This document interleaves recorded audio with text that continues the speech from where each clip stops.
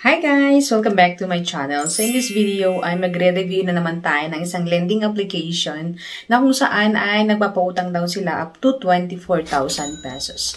But before we go on guys, sa mga hindi pa nag-subscribe dyan, mag-subscribe na hit ang bell button para update kayo sa upcoming videos and tutorials and mapabay lang din kayo sa mga upcoming pag-giveaways natin.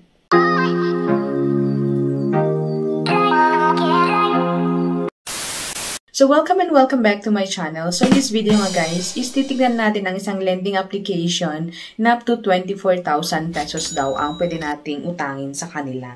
Ayan, and ayon sa kanila application guys, convenient, easy, and fast. And then, lower interest fees. Ayan.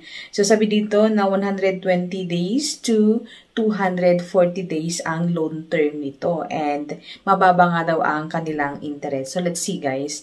Alright, so ang application na ito guys ay si Mada PH. Ayan, and powered by Safe and Fast Loan. Ayan, and meron silang 3.6 ratings. Ayan, ang laki-laki guys.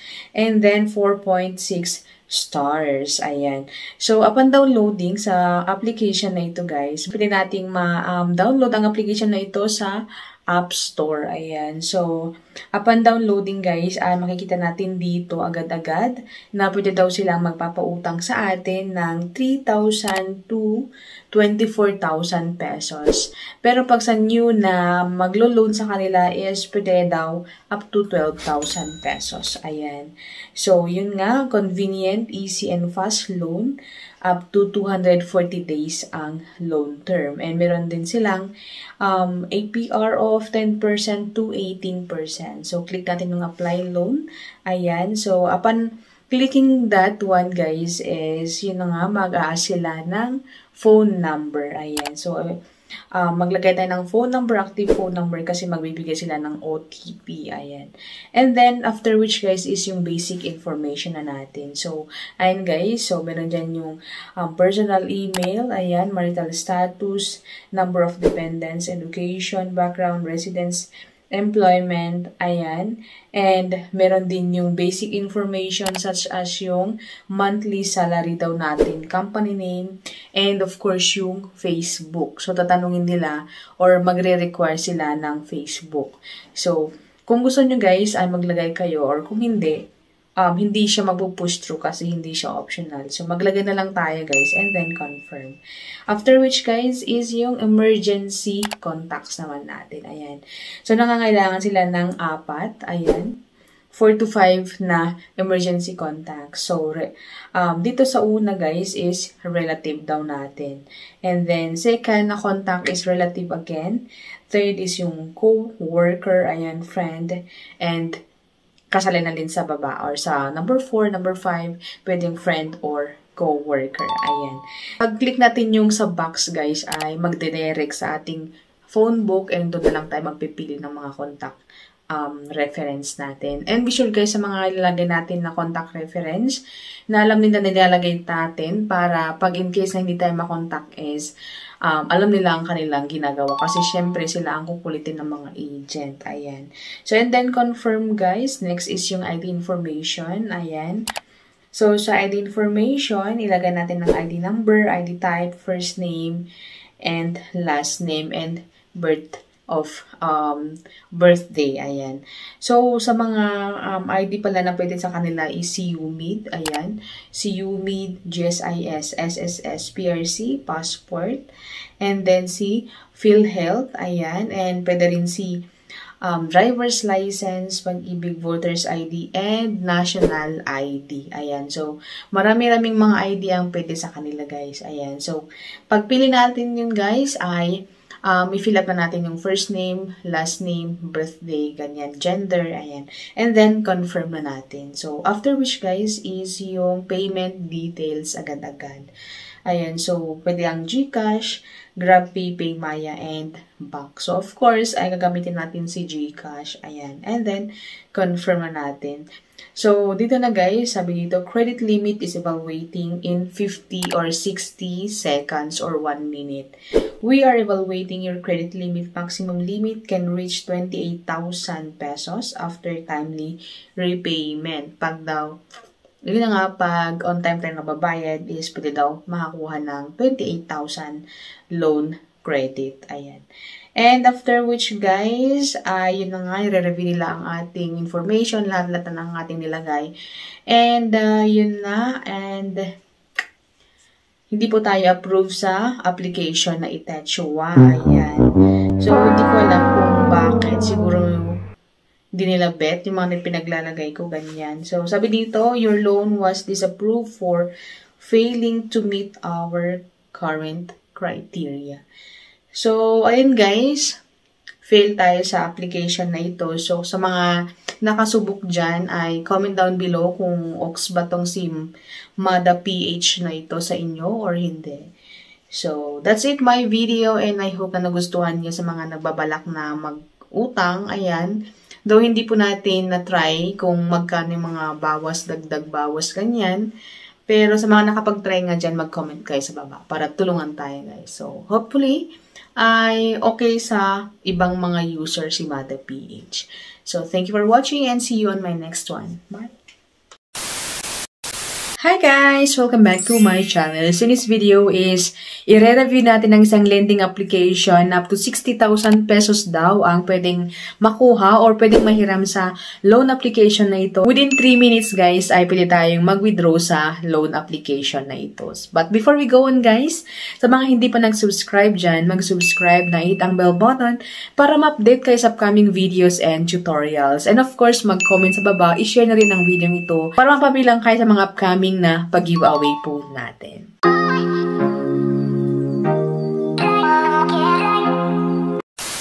So, welcome and welcome back to my channel. So, in this video nga guys, is magre-review ulit tayo ng isang lending application na kung saan ay ayon sa kanilang application na kapag pahiram daw sila up to 60,000 pesos, instant payment within 3 minutes guys, and 3 steps lamang ang ating gagawin, ay pwede na nating makuha ang ating inutang sa kanila. And within 3 ways, ay pwede daw tayo makapagbayad sa kanila. So, hindi ko lang alam kung anong mga 3 ways. So, let's see guys. Huwag muna kayo mag-download sa lending application na ito. So, tignan muna natin kung ox ba talaga sila or hindi. Ayan. So, ang lending application na ito guys ay si Peso Kwento. Peso Kwento Fast Loan. And powered by Super Space PH Lending Incorporated. Ayan. And sa tingin ko guys ay bagong-bagong tong application na ito kasi kakakita ko lang sa Google Play Store. Ayan. So, wag muna kayo mag-download guys. Titignan muna natin guys kung ox sila or hindi. Ayan.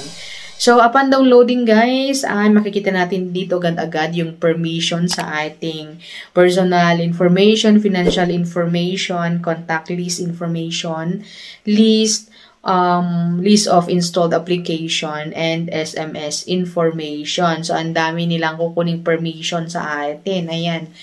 And after which guys, bubungad sa atin yung pwede daw nating mautang. Ayan.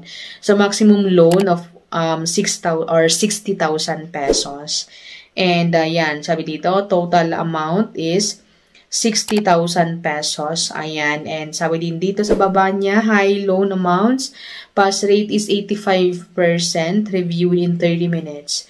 So, click natin yung view my credit. Ayan. So, after which is magbibigay tayo ng phone number natin kasi magsesend daw sila ng 4-digit verification code and maglalagay tayo ng 62 or 8 to 16 na character as a password. Ayan. And after which ay babalik ulit tayo sa kanilang dashboard. Ayan. So, 60,000 pesos.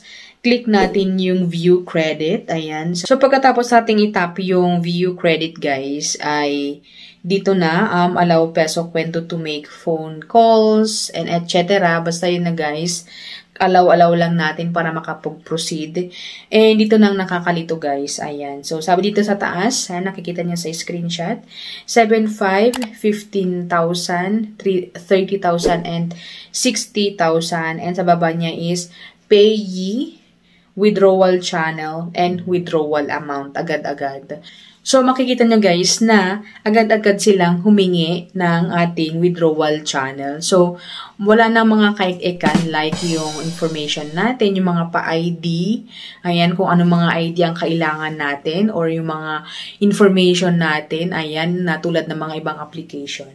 So, dito is agad-agad payee, ayan, so yung name natin, withdrawal channel, which is yung GCash Coin, PA or Coins, PayMaya, RD Pawn Shop, and GrabPay. So, yun po ang available na pwede daw nating pag-withdrawhan ng utangin sa kanila. Ayan.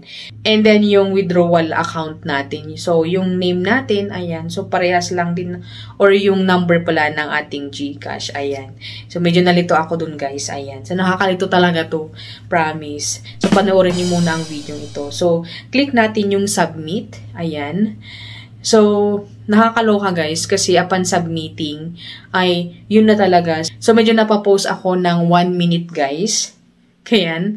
Kasi, sabi agad-agad dito na get the loan. Ayan. So, pansin nyo guys, screenshot na pinapautang tayo ng 12,000 pesos. Ayan. And then, sabi din dito na loan term is 7 days. Interest is 3,600. So, ang actual na marireceive daw natin is 8,400. And yung repayment natin is 12,000 pesos. And yung channel ng ating or yung GCash account natin. So, I agree the interface confirmation, a contract. So, dito guys ay naloka na talaga ako guys. Kasi minsan na akong nabudol ng ganito na hindi ko masyadong binabasa yung nakalagay dito. Click lang ako ng click for the sake of review sa mga followers and viewers guys. Pero, doon ako na nahulog sa patibong, kumbaga ganyan. So, lesson learned din sa inyo guys na kailangan din ninyong basahin ng maigi. Ayan. So, yun ang nangyari din sa akin. So, ito ay medyo napapost talaga ako. Bakit get loan agad-agad? Baka i-click ko yung get loan, marireceive ko agad-agad yung pera. Ang laki-laki naman. Hindi ko pa pwedeng magpili ng 1,000, ganyan. Kasi 12,000 or 10,000 lang ang pwedeng yung option dito na pwedeng kuhanin. Ayan. So, ayun guys. And medyo talagang hindi ako approve sa lending application na ito kasi wala man lang silang kinuhang mga ibang information like nga yung sinabi ko kanina, yung ating personal information and yung ating ID. So, makikita natin dito na hindi po sila legit.